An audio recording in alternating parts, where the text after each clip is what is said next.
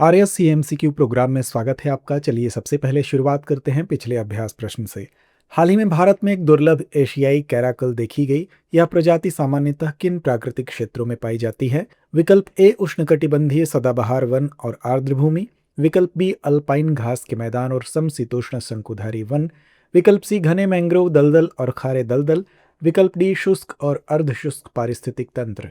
तो इसका सही जवाब है विकल्प डी एशियाई कैराकल हाल ही में राजस्थान में देखी गई। यह शुष्क और अर्ध शुष्क पारिस्थितिक तंत्र, झाड़ी तथा खुले घास के मैदान पसंद करती है एवं पश्चिम एशिया, अफ्रीका, मध्य एशिया व भारत के कुछ भागों में पाई जाती है। अतः विकल्प डी सही है। हाल ही में खबरों में देखा गया शब्द बिरसा 101 संदर्भित करता है। विकल्प ए भारत की पहली उन्नत जीनोमिक थेरेपी। विकल्प बी एक नया राष्ट्रीय डिजिटल स्वास्थ्य मंच।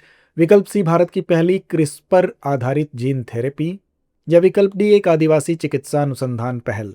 तो इसका सही जवाब है विकल्प सी। बिरसा 101 भारत की पहली क्रिस्पर आधारित जीन थेरेपी है जिसे सिकल सेल रोग के उपचार के लिए विकसित किया गया तथा बिरसा मुंडा की 150वीं जयंती पर लॉन्च किया गया है। अतः विकल्प सी सही है। हाल ही में खबरों में रहे वाहन पोर्टल का मुख्य उद्देश्य क्या है? विकल्प ए भारत से इलेक्ट्रिक वाहन निर्यात को बढ़ावा देना। विकल्प बी वाहन पंजीकरण का राष्ट्रीय रिकॉर्ड बनाए रखना। विकल्प सी नए वाहन खरीद के लिए ऋण और सब्सिडी प्रदान करना। या विकल्प डी सड़क निर्माण और राजमार्ग परियोजनाओं की निगरानी करना। तो इसका सही जवाब है विकल्प बी। वाहन पोर्टल वाहन पंजीकरण का एक राष्ट्रव्यापी डिजिटल डेटाबेस रखता है और विक्रय, अनुपालन तथा स्वामित्व पर वास्तविक समय की जानकारी प्रदान करता है। अतः विकल्प बी सही है। कौशाम्बी में कौन सा बौद्ध मठ उस स्थान के रूप में जाना जाता है जहां बुद्ध ने कई वर्षावास बिताए थे? विकल्प ए पवारी कम्बवन मठ। विकल्प बी कुकुता मठ। विकल्प सी घोषिताराम मठ। विकल्प डी जेतवन मठ। तो इसका सही जवाब है विकल्प सी। व्यापारी घोषिता द्वारा निर्मित घोषिताराम मठ वह स्थान था जहां बुद्ध ने अपना छठा और 9वां वर्षावास बिताया तथा कई उपदेश दिए। अतः विकल्प सी सही है। सिकल सेल रोग जिसके लिए बिरसा 101 विकसित किया गया है, मुख्य रूप से मानव शरीर के किस भाग को प्रभावित करता है? विकल्प ए लाल रक्त कोशिकाएं। विकल्प बी केंद्रीय तंत्रिका तंत्र के न्यूरॉन्स।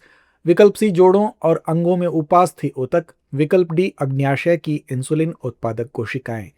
तो इसका सही जवाब है विकल्प ए लाल रक्त कोशिकाएं। सिकल सेल रोग के कारण असामान्य हीमोग्लोबिन के कारण लाल रक्त कोशिकाएं अर्धचंद्राकार हो जाती हैं जिससे एनीमिया, दर्द और ऑक्सीजन का परिवहन कम हो जाता है। अतः विकल्प ए सही है।